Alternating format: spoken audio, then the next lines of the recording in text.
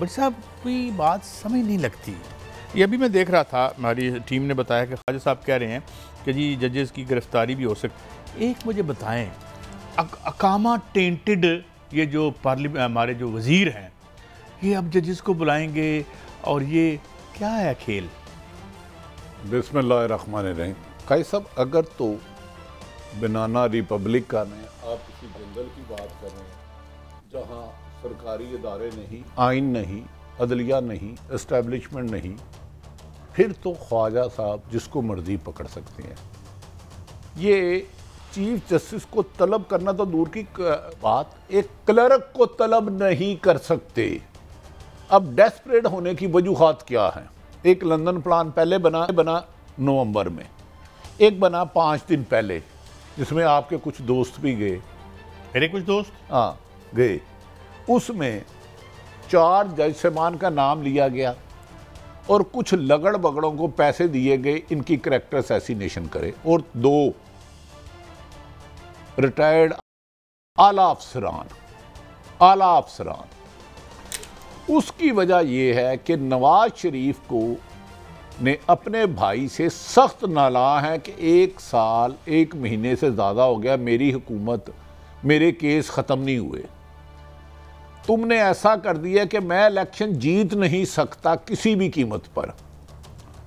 अब ये अदलिया पर हमले की बार बार वजूहात ये हैं कि इन्हें पता है चीफ जस्टिस ऑफ पाकिस्तान बारहा दफ़ा कह चुके हैं कि हमें ये गर्ज नहीं कि सियासी जमात कौन सी है, उसका नाम PTI है, मुस्लिम लीग नून है, PDM है। ये हमारे सामने आइन पड़ा है, इसके मुताबिक हमने फैसला देना है। 90 दिन की आइन में हुक्म है इलेक्शन कराने का। 20 मई तक इनका कड़ाका निकल जाएगा।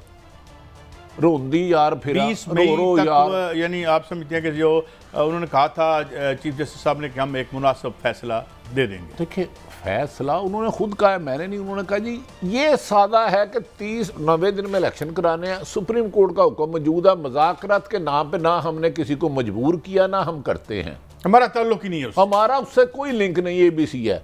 तो कादी साहब बड़ी धूम से उठा है जनाजा फिरौनों का, ये उठने वाला है, इन्हें बचाने वाले। लेकिन देखें भट्टी साहब, चीफ जस्टिस साहब मौजूद, मैं समझता हूँ कि बड़ा उन्होंने एक स्टैंस ले रहे हैं। उन्होंने एक ये भी कहा है कि हमारे पास कोई एग्जेक्टिव पावर जो हैं, जाहिर है वो तो एग्जेक्टिव ने ही उनको देनी है और आइन के मुताबिक तो देनी है, मगर आइन से हमारा क्या ताल्लुक है? में सवाल, ओए हमारी औकात क्या है? हम यहाँ वज़ीर आज़म हैं और जो है वो चपड़ा सी दुबई में लगे हुए हैं, उधर से तनख्वाह भी ले रहे हैं और आइन को हमने खिलौना बना के रख दिया है। ये मुल्क केड़े पासे जा रहे हैं भट्टी साहब? बीइंग ए जर्नलिस्ट मैं आपको खबर देने लगा। खबर बादियुल नज़र में जितने आर्गूमेंट हुए हैं, सुप्रीम कोर्ट में समाअत हुई हैं, जज वकला साहबान के रिमार्क्स हैं, तौहीन अदालत लग रही है और ये हुकूमत फैसला नहीं मानेगी। इसका फैसला तो कॉन्स्टिट्यूशनल डेमोक्रेसी फारिग है। नवाज शरीफ मुबैना तौर पे, आसफ अली जरदारी, शहबाज शरीफ, मौलाना फजलुर रहमान और 2 नामालूम अफराद हैं जिन्होंने कहा है सुप्रीम कोर्ट का हुक्म नहीं मानेंगे। अगर सुप्रीम कोर्ट का हुक्म नहीं मानेंगे तो फिर दूसरी तरफ 23 करोड़ 22 करोड़ अवाम है, वो इन्हें घर में रहने नहीं देगी। ये कोई खाला जी का काम नहीं है कि मैं ना मानूं कि अगर इन लोगों पर शदीद क्रैक डाउन का भी मंसूबा है। अभी आप ही मुझे बता रहे थे, जरा इस पर रोशनी डालें। नहीं, क्रैक डाउन तो उन्होंने मकबूजा कश्मीर की याद भुला दी जो वो PTI के तौर पे मुबैना तौर पे कर रहे हैं, और इसका इमरान खान 1000 बार अली अमीन गंडापुर साहब ने भी अब किया। वो क्रैक डाउन की वजह क्या है? इलेक्शन से फरार। सुप्रीम कोर्ट की वजह क्या है? इलेक्शन से फरार। अदारों पे हमले की वजह क्या है? इलेक्शन से फरार। मुल्क को माशी तबाही के दहाने खड़ा कर दिया, क्या वजह है? इलेक्शन से फरार। अब इलेक्शन से फरार आप कहेंगे बार बार फरार कही जा रहा, क्यों? क्योंकि इन्हें यकीन है कि ये मुबैना तौर पर 100% इलेक्शन हार जाएंगे। बड़ी साहब, बड़ा ये एक ISPR की तरफ से प्रेस रिलीज भी आया है, आपने ब्रेकिंग आपने देखी नाज़रीन। आप समझते नहीं है कि ये सिलसिला एक अरसे से जारी है कि जो है वो हमारे अब उसमें अदलिया भी शामिल हो गई है, और इससे पहले ये गुजरांवाला से ये सिलसिला शुरू हुआ था। अगर शुरू से इसको रोक दिया जाता और कहा जाता मियां नवाज शरीफ साहब या उनकी पार्टी को कि जनाब इसके सबूत दें कि बाजवा साहब पर या जनाब जो उस वक्त के ISI चीफ पर आपने जो इल्ज़ाम लगाए हैं, तो फिर उसके बाद ये सिलसिला रुक सकता था। देखें काई साहब, गुजारिश ये है, बुराई करने से ज़्यादा बड़ा जुर्म है बुराई को फैलने देना। मुझे याद है कि आजकल जो चीफ जस्टिस साहिबान के बारे में बात हो रही है, और मुझे वो भी दिन दूर नहीं जब 2018 के इलेक्शन हुए तो नवाज शरीफ साहब, मरियम नवाज और गुजरांवाला का खसूसन हो, उस वक़्त के आर्मी चीफ कमर जावेद बाजवा और उस DG फैज़ हमीद का नाम लेके, और अब तो कोर्ट मार्शल की कहते थे, अब भी नहीं करनी चाहिए। देखिए फ़ौज हमारी है, अदारे हमारे हैं, अगर कहीं एक किसी को शिकायत है तो उसका ज़ाला होना चाहिए। लेकिन मेरी समझ में नहीं आ रहा, अभी 2-3 दिन पहले मोहतरम आसफ अली जरदारी साहब का आया बयान, बड़ा खुश आइन है, लेकिन वो जो कह रहा था रहील शरीफ आप 3 महीने के लिए वो कराची से खैबर तक बंद कर देंगे, ईंट से ईंट बजा दूंगा।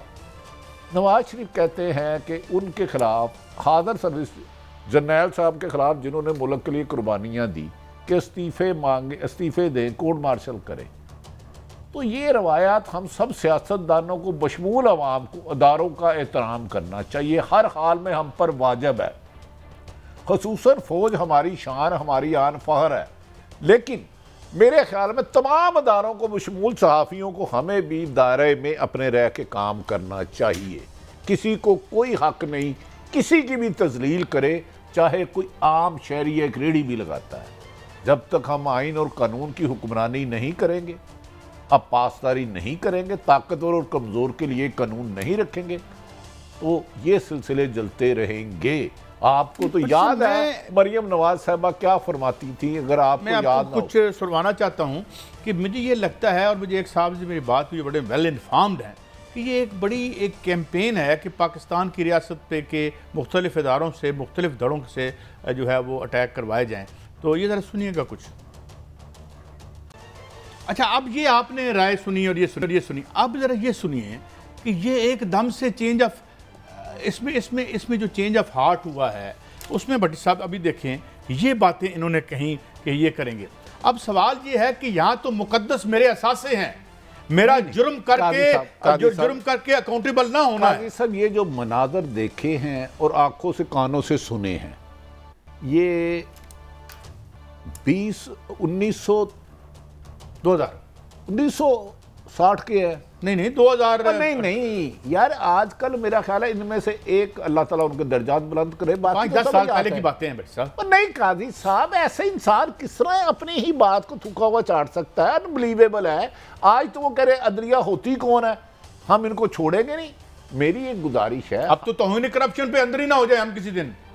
यार ये काजी साहब अनबिलीवेबल है। गालबन नवाज शरीफ का भी बयान है जो मैंने देखा, ख्वाजा आसफ भी, आजकल बयान आपने शायद सुन नहीं रहे, मेरा ख्याल है आजकल टीवी नहीं देख रहे आप। नहीं, आजकल बड़े दिल पे वो तो कह रहे हैं कि हम इनको अंदर कर देंगे, इसको तलब होना होगा, इनकी साथ पुश्ते असर लेंगी। तो क्या इसका नवाज शरीफ एक कॉन्विक्ट से आके माफी मांगेंगे?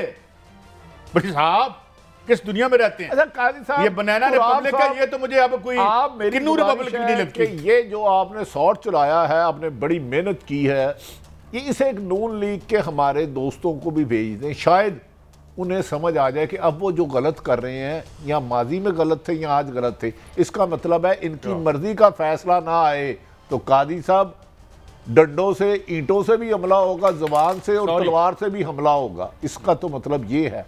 आज ये लफ्ज़ सुनने के बाद मुझे बता दें, अगर चारों सुप्रीम हाई कोर्ट्स और सुप्रीम कोर्ट कार्रवाई नहीं करती तो हम कहाँ से बात ये है कार्रवाई होगी या नहीं होगी हम बाद में देखेंगे।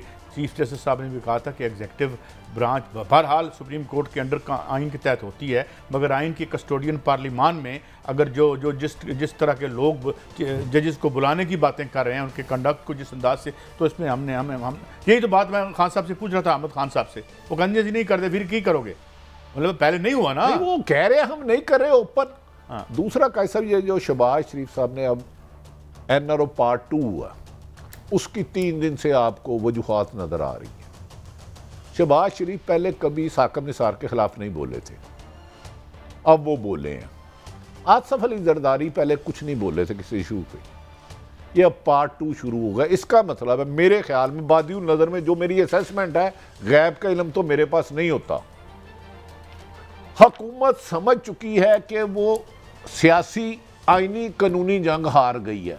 अब लड़ाई झगड़ा मार कुटाई पर आएंगे, 2 अदारों को लड़ाया जाएगा, इजलाइक एस्टेब्लिशमेंट और खुदा ना खास्ता अदलिया।